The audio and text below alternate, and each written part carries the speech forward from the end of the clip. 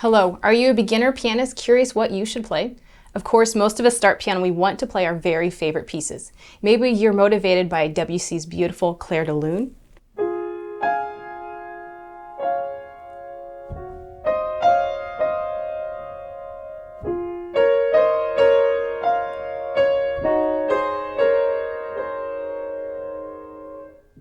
Or perhaps you love Chopin and his famous Nocturnes. This is Opus 9, number 2 that you'll probably recognize.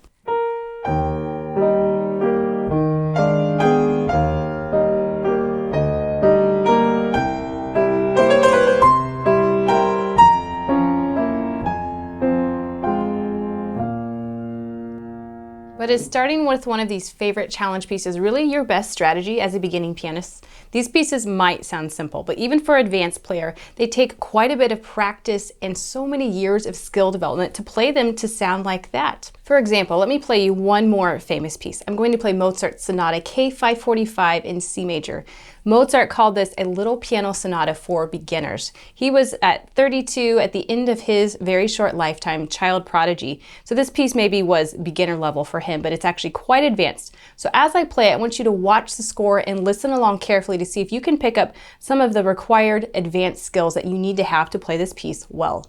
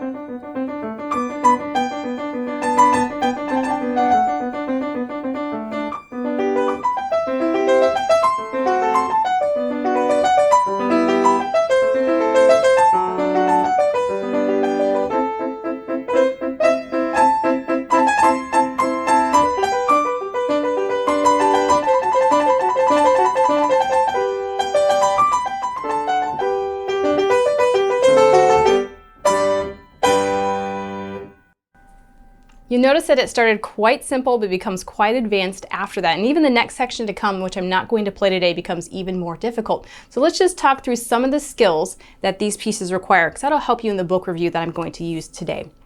It has a very fast tempo. It's allegro, which is a challenge for all of these 16th note scales. You have to coordinate that left hand softer than the right hand in a syncopated fashion. The left hand, probably one of the hardest parts, is measure 11, where you have to play 16th. Changing chords underneath the right hand in contrasting articulations. It also has lots of 16th notes throughout in the left hand, has 32nd notes, grace notes.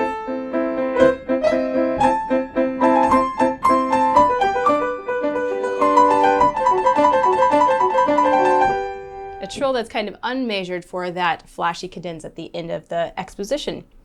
On top of all of these skills, just to physically play it well, notes, rhythms, and tempo, to play it stylistically correct, that's a whole other level. You have to play the melody louder, you have to voice it, which I've talked about in some other videos, how to do that. You have to have beautiful dynamic shaping so the music is expressing something. It's not just the notes out there. You have to play it with a sense of ease, so it has the feeling of sonata facile, or a simple sonata. You may think as a beginning pianist, I can just take my time and I can just pick my one favorite piece like that Mozart or maybe even a Beethoven piece. I'm just going to learn it note by note. I could spend 6 months to a year learning one piece. But I have a better strategy for you perhaps to consider. What if you would invest that same time, 6 months or a year, to learn skills, a whole slew of piano skills? You can learn these piano skills through simple but very beautiful piano pieces to go from early level to hard level. It's like playing video games or learning to read. You have to start at the beginning levels, you unlock that next level before you just keep going up to that hard level. If you would just start at the hard level, you might just stop playing or you would stop reading because it's unmotivating, it's frustrating. Think about music in the same way. It's like unlocking the next level of expression. So here's my helpful strategy I propose for you. Let's find some simple but enjoyable piano pieces designed for beginners to build these skills. Where can you find these pieces? I'm going to be reviewing 4 of Amazon's best-selling classical piano books today to help you build your skills. I'll detail what the beginning pianist can learn from each of these pieces. What kind of skills is it going to teach you so you can play your favorite piece one day? If you're a complete beginner at the piano, I suggest you also work out of a piano method book. You can check out another review where I detail 4 different books that I would recommend for you. Using a method book will help you learn how to read the notes, rhythms, articulations, dynamics, and pedal. The books I'll be reviewing today can be used along with this method book, and then you can check out some other videos in time that teach you about jazz and popular genre pieces. I've created a robust rubric to help us evaluate these top 4 selling classical piano books together. This rubric includes 5 categories. Let me just detail that briefly for you before we start evaluating. So the first one is repertoire quality. That's one of the most important. Have the editors chosen music that you as a beginner are going to learn skills through and that you're just going to enjoy practicing and playing over time? Are they tuneful with great melodies and harmonies? In a moment, you'll hear me playing samples out of each book so you can make a decision for yourself. Do I like these pieces? Do I want to practice them? Next category is repertoire variety. What types of pieces, even within the classical genres, does it use? Is it pieces originally written for the piano? Is it maybe some great arrangements of symphonic tunes like a Beethoven symphony? Does it have a melody from a Mozart opera? Something also very important for the beginner to consider is what kind of notation has the editor included? Is it helpful or not? Such as, does it use fingerings? Does it show me every finger number, or does it show just the precise finger numbers for position shifts? Does it give you some articulations, staccatos, slurs, accents, so it actually sounds like the piece it's supposed to be representing for an arrangement? What kind of dynamics does it have? Does it show you some different dynamics for contrast, or is it just one dynamic throughout? Does it have any kind of pedal indicated for the pieces? Organization is another rubric category that's important for you as a beginner. How do I use this book? Do I just start left to right? Do I have them all mixed up alphabetically? Do I have time periods? How do you use this as a beginner? Along with organization, are the pages clean, or perhaps are they cluttered and distracting to practice? Does it include any kind of music dictionary, some music history, some information on your composer? Lastly, beginner friendly. Is it ready for a beginner to use this to pick it up? Does it have simpler keys, C and G major, maybe F major? Does it go into harder keys with key signatures of flats and sharps? Does it use easier rhythms? Do I have dotted rhythms and 16th notes? Do I have melodies at fast and slow tempi? And are there recordings available for you as a beginner pianist to see how it's supposed to sound to guide your performance? Each rubric category will be given a score out of 1, like a 0.4, a 0.9. Think about it like a percentage score. All of those will add up to a score out of 5. You can stay tuned to the end so you can see the score that all 4 of these books get. All right, pianists, let's jump in and evaluate our first book. These are all top 4 selling classical piano books on Amazon. The first one is an Adult Piano Adventures Classics, Book 1, arranged by Nancy and Randall Faber, Symphony Themes, Opera Gems, and Classical Favorites. You might recognize that last name as the great authors of the Adult All-in-One Piano Method that I reviewed. They have 2 of those books, and there's also 2 classical books to go along with that same level. Price, $9.99 for 35 pieces. Amazon has an average rating of 4.7 out of 5, which is great. Okay, we're going to start with the organization. Organize the best, I think, of the 4 books I'm going to go over today. The pieces are arranged in order of difficulty, so the beginning pianist could pick it up and work from the beginning to the end. Further with that organization, it has 3 sections that shows you exactly what kind of skills you're working on. Section 1, beginning classics with really easy arrangements, has great duets if you have a friend who can play piano more advanced, if you're studying with a teacher, just makes the piece sound more full. Section 2, classics in the key of C. Section 3, classics in the key of G. Stay tuned, I'll play some pieces out of all of those sections. Also includes for the musical learner, music dictionary, difficulty level of the pieces aligns with that method book as I'd mentioned, and you could start these pieces really pretty much as early as you're reading on the staff. You'll notice page 6 by Haydn is a very simple piece. So for organization, I gave this a 1 out of 1 for Faber. Next, let's move into repertoire quality. I'm going to play a piece from section 1, those pieces in the key of C. This is page 26, theme from Beethoven's 5th Symphony, a very famous symphony. You recognize that. I'm going to play it in just a moment, but I want you to watch the score and you can pick up, what kind of skills would I learn if I would play this piece? Notice if it uses accidentals or key signature. Do the hands move very often? What kind of notation is added to the score to make it sound as close as possible to the original? Here it is.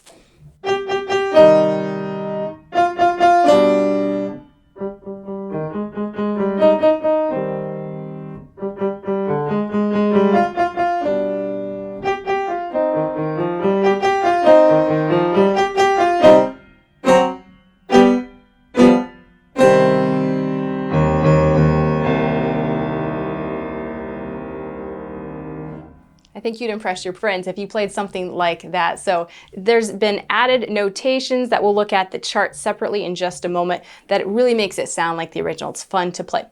So some of those skills that I talked about you would learn that maybe you noticed. It has some hand position shifts, but it's pretty stable within the key of C minor. Notice there's no key signature, but it's accidentals. Accidentals comes before the understanding of key signatures. And notice from the Faber, whenever I have to shift my hand just by like even a third at measure 6, it circles the finger number. It doesn't need to give me every finger number, but just key ones when I move my hands out of the position, but it's pretty stable in those positions. I would learn articulations, staccatos, accents, a few little slurs, retardando at the end, octave signs. So some key beginning skills, and it's fun to play. So the pieces continue to be of this quality. I'll play more in just a moment, but repertoire quality, I gave a 1 out of 1 for the Faber book. Let's next move into repertoire variety. This is the only book that has duets along with 10 of the pieces. As you start with those simple pieces, they'll sound more full if you could have someone play along with you. If you can't have anybody play along with you, they do have a piano player app so you can hear those recordings along with the duet. I'm going to play you next this piece out of section 2. This is on page 32, the Spring, the first movement from Vivaldi's Four Seasons Violin Concerto. As I play along, watch the score and enjoy listening to the tune. Notice what kind of maybe advancing skills you would pick up by playing a piece like this.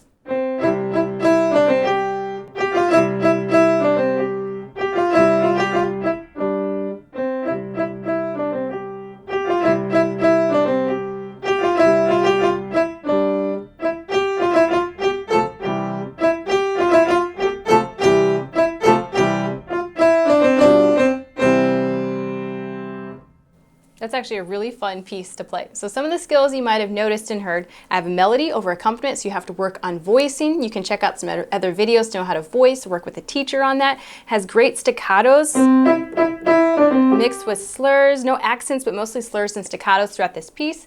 This starts to use the 1 and the 4-6-4 chords, those primary chords. You can check out another video for that as well. So all of these skills we've been working on, you can put them together in these great but beautiful sounding classical pieces.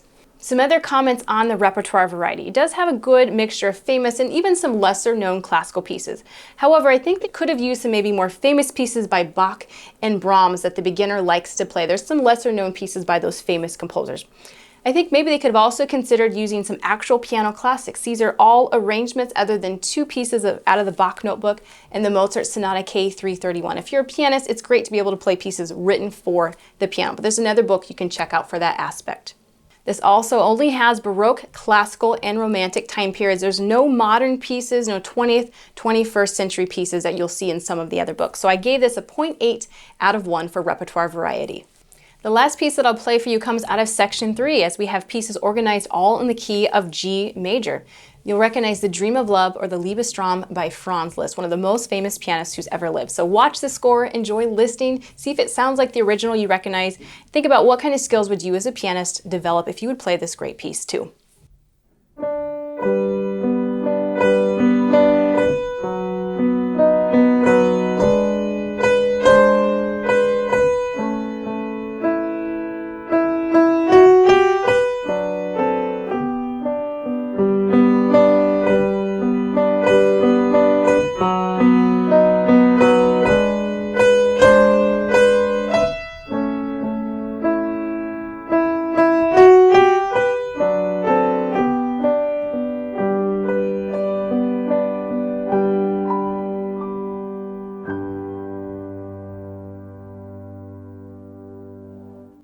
I've played the original, but I actually thoroughly enjoyed playing that piece. All right, some of the skills you might have picked up on. We'll talk some more about the notation category along with this.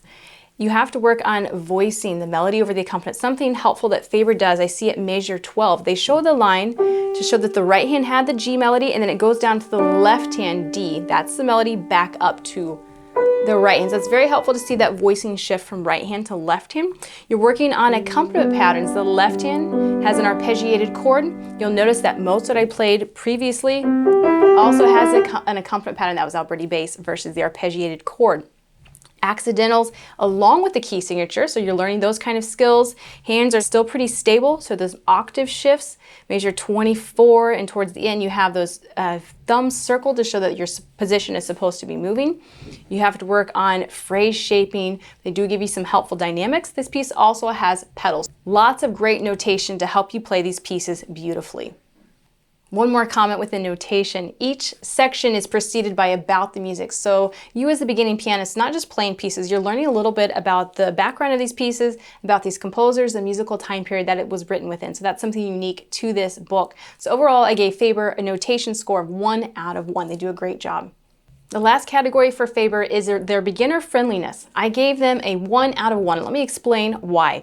You can use this very early on in your studies, especially if you're working out of method book and you've learned how to read the notes in simple rhythms on the staff. You can start with page 6 very soon.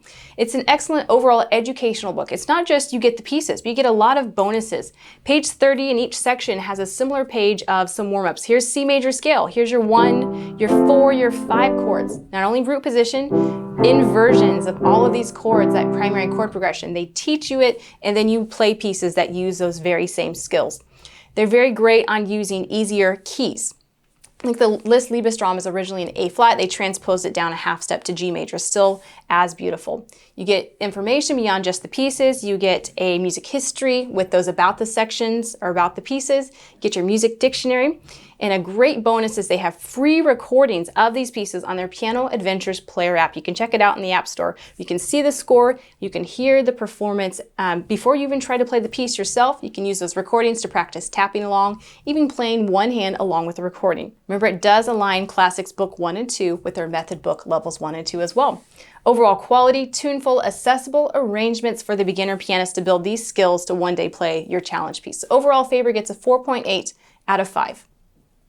Next pianist, let's move on to Masterwork Classics, which is compiled and edited by Dr. Jane McGraw. This is level 1, 2 in one book. But this is the beginning of a terrific series that spans for book level 3, 4, all the way up to level 10. Starts for the beginner pianist all the way to the advanced pianist, even pieces that people play as a piano major. $10.99, great price for 29 pieces.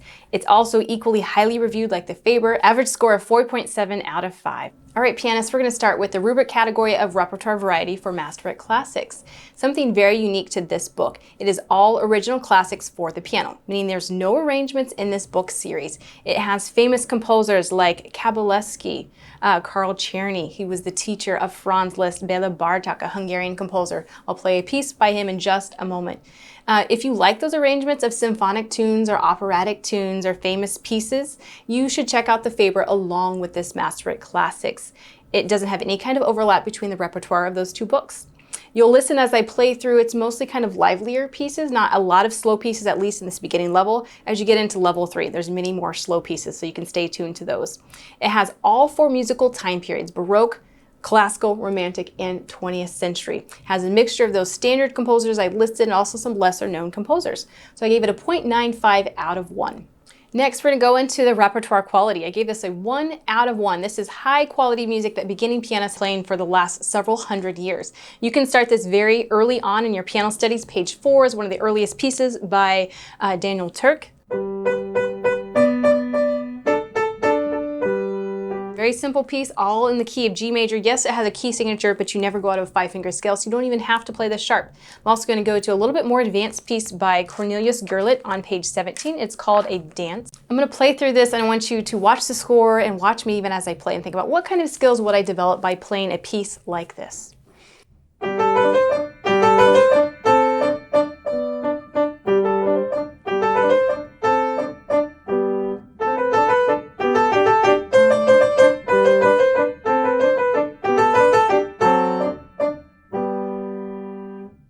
You might have noticed my hands never moved out of a G major 5-finger scale. Again, you have that key signature, and I do use that F sharp, so it just moves down by a half step. I love to teach this piece to reinforce great technique. Uses all of those techniques we've talked about. You have wrist circles, it scoops under. To start, measure 13, you complete the circle. You have rotations, measure 9. It's an etude where you get to practice that forearm rotation with all of your different fingering groupings, 1, 2s, all the way up to 4, 5s. You have to voice the melody louder than the left hand. You can decide how to articulate that left hand. You can do a slurred staccato effect. Also has dynamics. So these pieces are notated great that they can sound really well. The pieces continue on in this high quality, so I did give it a 1 out of 1 for the repertoire quality. Next, let's move into the organization category of this book. I gave it a 1 out of 1. Let me explain why. It is designed to be user-friendly. As a beginner pianist, make sure you read the beginning material of your book so you just know maybe if there's some kind of ideas from the editor compiler how you should use your book. Let's look at the beginning. I notice on page 3, it lists a suggested order of study, which is perfect. It is organized in the book by musical time period from Baroque, the earliest music, all the way to 21st century music. But you won't want to work just left to right or beginning to end in this book. You want to check out page 3 and make sure that you're starting with the easiest pieces that she lists. That Turk on page 4, and she suggests you play a piece from the Baroque classical category, one of those, along with a piece from the Romantic 20th century category. So you could start with the Kabalevsky melody on page 24. Under each piece, she lists the skills that we're talking about today, so you don't have to guess. Maybe you need to work on your hands shifting around or articulations. You can find a piece that satisfies that category for you. I'm going to play a next repertoire sample on page 13. This is Herman Baron's Frolicking. This is one of the hardest pieces in the book. You'll notice it's progressed from that Turk piece. But if you work through her suggested order of study, your skills will build to be able to play a piece like this. Again, watch the score, enjoy, and think about what you would learn by playing this piece.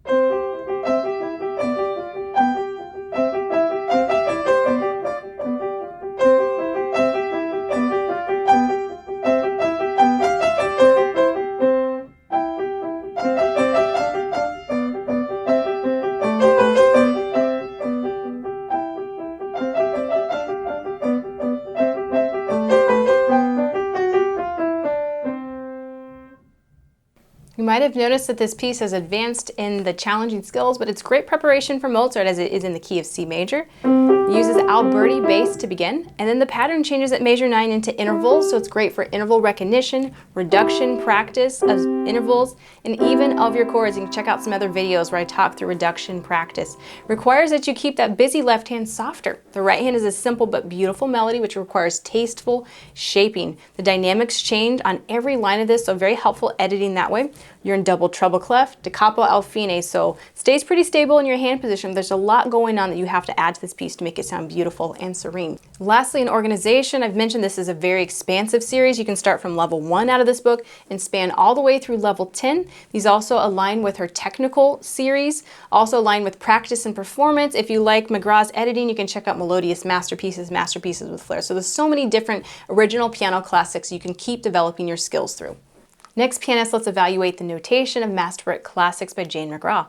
We're going to use page 29, Folk Dance, just to give us some examples in addition to the other pieces we've already seen. We've seen all those different dynamic changes. This piece being a more modern composition, 20th century, has more slurs. Notice the slurs are different links between the hands. I have some staccatos and a rallentando marking at the end, so just enough details to let you play it very musically.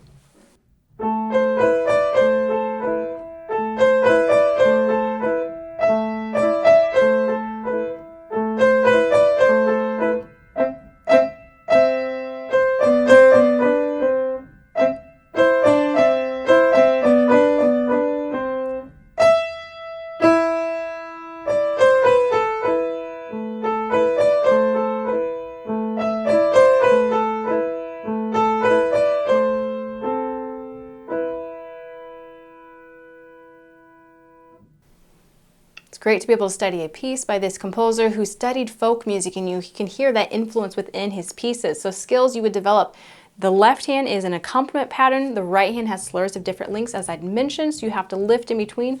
Voicing the right hand. Contrast with styles, we go from slurred and smooth to staccatos, which are lively. Change of dynamics as well. So it's great to build those skills. It's in a minor key of A minor, but it pretty much stays here stable all the way through. So in summary for the notation, I gave pluses to fingering, articulations, and dynamics. There's a minus on pedal because these are all original piano classics. These original composers did not include pedal on these pieces for the beginners. As you get into level 3 and more advanced, you start to see pedal markings. So I didn't actually count that against it since these composers did not include pedal. In summary, let's look at our beginner friendliness category of our rubric. I gave it a 0.95 out of 1. Let me explain why. So some pluses. Early elementary level, you can start it right along with the method book. Purposely does not include sixteenths, uses easy keys of C, F, G major, a few minor versions of that like A minor. Does use some key signatures, but those are easy keys to start with. Unique to this book, it has a CD included if you still have a way to play that. If you don't, you can find online music-alfred.com. I'll put the link up there on the screen for you to check it out so you can hear the performance models before you try to play yourself. Overall, excellent, top-notch classical music to build your piano skills. Remember, the focus is original piano classics, no arrangements. But maybe you would miss having those arrangements. That's only why I docked the score a little bit. You could check out the Faber for some of those arrangements as well, as there's no overlap. So enjoy practicing these pieces and building your skills out of Masterwork Classics. Overall, the score is 4.9 out of 5. Next, pianists, let's keep moving on with our review. I'm going to look at the top 2 classical beginner piano books rated on Amazon. The first one is the Big Book of Beginner's Piano Classics, has 83 favorite pieces and easy piano arrangements. 1014, so it's inexpensive for 83 pieces. Amazon average rating is a little lower than the first 2 pieces I reviewed. It's a 4.6 out of 5. We're gonna start with some pluses of this. The repertoire variety, I gave it a 0.9 out of 1. I think they do an excellent job of using major composers. It's all arrangements, there's no piano classics, but it does use piano pieces, organ pieces, orchestral works, and it's really the most famous pieces by these very famous composers. But not all of these compositions and arrangements are really accessible for the beginner to be included in a beginner book. We're going to go to the repertoire quality. I gave this a 0.6 out of 1. I'm going to explain why. They're familiar tunes, all arrangements, but I think some of the pieces are unnecessarily shortened. If we look at Bach's Prelude on page 8 to 9, I'm going to play this through for you. Just start to notice maybe how this looks different, how it's formatted different than the first 2 books that I reviewed. Here it is.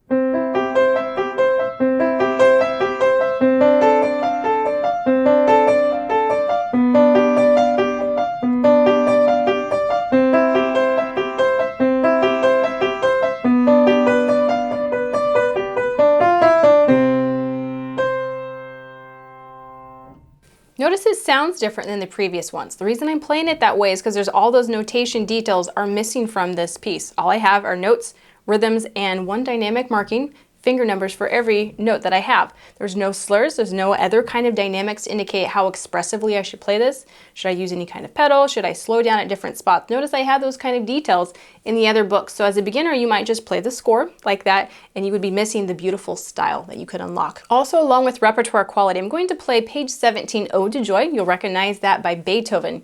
Great piece for beginners, but I don't think this arrangement is actually very accessible for a complete beginner, especially if you compare it to like Faber's page 8, which we'll show on the screen there. I'm going to play it through. It's in the key of D major. C major would be much easier to play this in. It does use accidentals. Notice that left hand on the score is very expansive. It's constantly moving around with some hard fingerings, some maybe challenging rhythms at times. So here it is.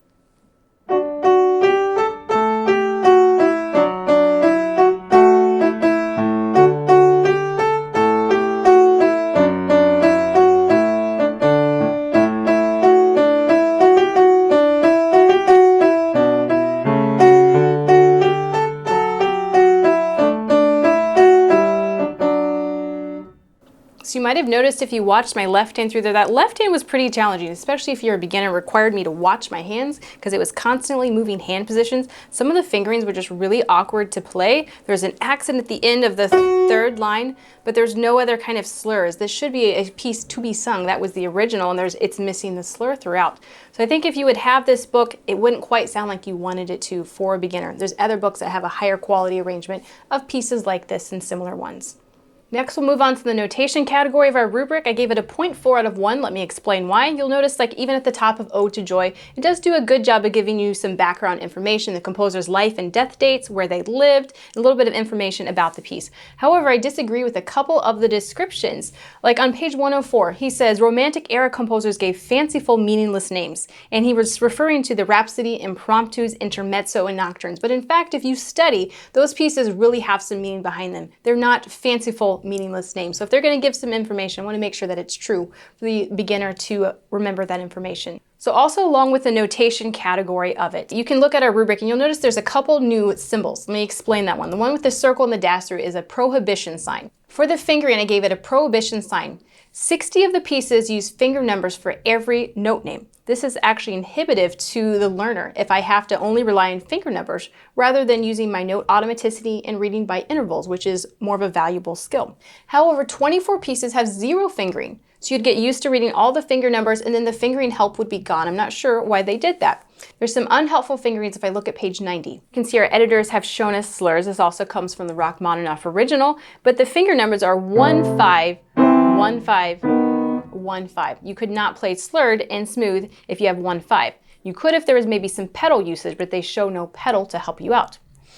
The articulations, I think, are also prohibitive. They're inconsistent. Some pieces have helpful articulations. Others, like the Ode to Joy, have few to no articulations, especially when we need some slurs to play smooth.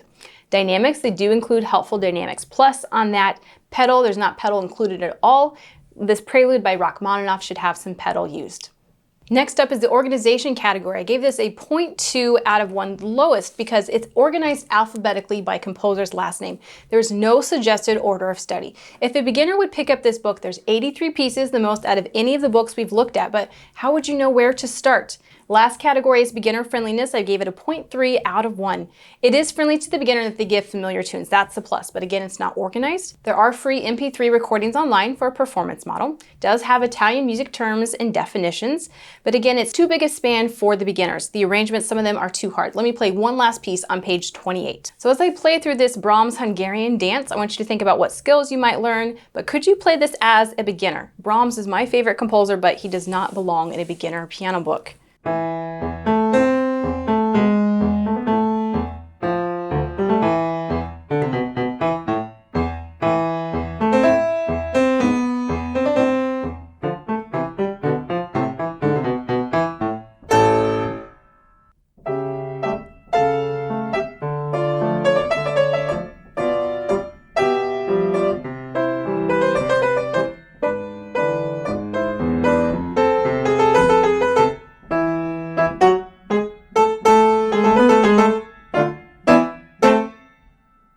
So you might have noticed many skills that were challenging for the beginner. It's full of hand position shifts, requires a lot of independence between the hands with the articulations, the dynamics. It's full of 2-note slurs in the left hand with position shifts where I have sixths in the right hand, all of these different tempo changes. I love this piece by Brahms in its original form, but not for this beginner arrangement. In summary, I gave this book a 2.4 out of 5. Last up, pianist, is the Beginner Classical Piano Music by Damon Ferrante. Teach yourself how to play famous piano pieces by Bach, Mozart, Beethoven, and the great composers. You might recognize this last name as the author of the method book that I reviewed in another video. It is the most expensive of the 4 books at $17.95 with 44 pieces. It has an Amazon average review of 4.6 out of 5, which is the same rating as that previous book that I just reviewed. So for repertoire variety, I gave it a 0.5 out of 1. Not all of these pieces in a classical book are actually classical. There's arrangements of folk tunes, there's Christmas carols, some famous pieces, some lesser known pieces by some other composers. There are duplicate pieces from Ferrante's method book. So if you bought the other book, you wouldn't be getting the best value for your money as you're gonna have those same pieces duplicated in this book. Under repertoire quality, I gave it a 0.5 out of 1 as well. I don't think it's well suited for a beginner in the large span that it goes through. So he starts with a few pre-staff reading pieces, and then he immediately goes to page 34, which is just the second on-staff reading. I want you to see how the difficulty level is already quickly increased. Ode to Joy, which we've seen in several other pieces for comparison. Here it is in the key of C.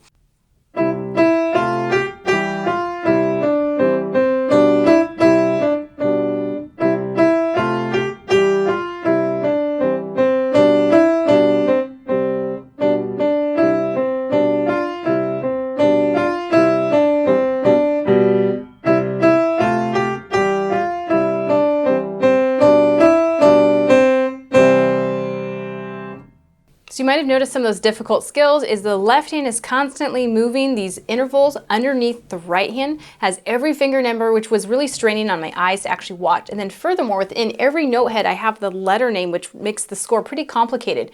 Has these extra boxes of some indications of what I should do with my hands, which is distracting. All of these different dynamic symbols, which is a lot for a beginner to play like this. I think beginners are better suited to start out with the Faber Ode to Joy, if you like that piece. Continuing on with the notation that I was just mentioning with that Ode to Joy, I gave it a 0.5 out of 1. Let me explain more. Let's talk about the fingering first. I gave it a prohibition sign as it is excessive. Every finger number is used. And if you remember from my method book, I said having every finger number really hinders your automatic note reading development. You don't have to read by note names. You don't have to read by intervals. I'm just reading the finger numbers as I go through. You can't transfer that skill to other pieces. You're just learning pieces rather than skills. It does include some articulations. Ode to Joy should have a slur, but I gave it a plus. Dynamics, it does include them. Again, they can be excessive and clutter the score at times. Has no pedal, even though it progresses to some pieces like a Chopin I'll play in a moment, which should have pedal indicated. Next up is organization. I gave it a 0.5 out of 1. It is a method book approach where you can learn the notes, but the pages are very cluttered. The notes are small to read on the staff. It strains my eyes to watch it. Faber and McGraw's markings are much more subtle to be able to give the attention to the pieces rather than the markings around them. The note sizes varies throughout the book. Some of them are nicely sized, some of them are really small.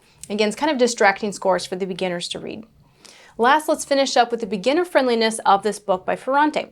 It's relatively organized. You could work from the beginning to the end. It does have free MP3 audios online. Starts as a beginner and it progresses unevenly and very quickly. So you saw that first Ode to Joy. I'm going to follow up with, I think, one of the hardest pieces, which is on page 109, a Chopin Prelude. Let me play it through, you watch the score, and then we'll talk more about it.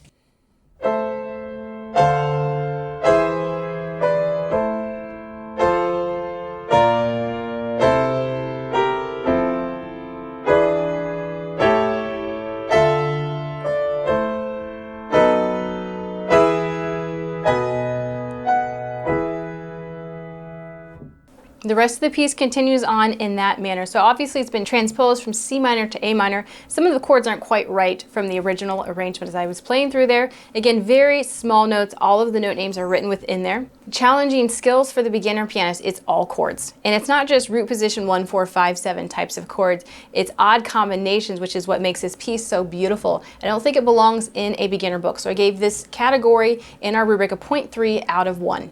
Overall, this book I've given a 2.3 out of 5. All right, pianists, thanks for staying through to the end. So in summary, you can see on that comparison chart in order, McGraw's Masterwork Classics, 4.9 out of 5. Faber Classics, 4.8 out of 5. The Big Book of Beginner's Classics, 2.4 out of 5. And Ferrante's Beginner Classical Music, 2.3 out of 5. So from our comparison chart, it's obvious that I recommend Masterwork Classics and Faber Classics. In fact, I think these two books work really well together. I've had my students buy both books at the same time, along with working through a method book. If you can get halfway through a method book or maybe through the second book, and maybe you can even just go into these repertoire pieces if you prefer that.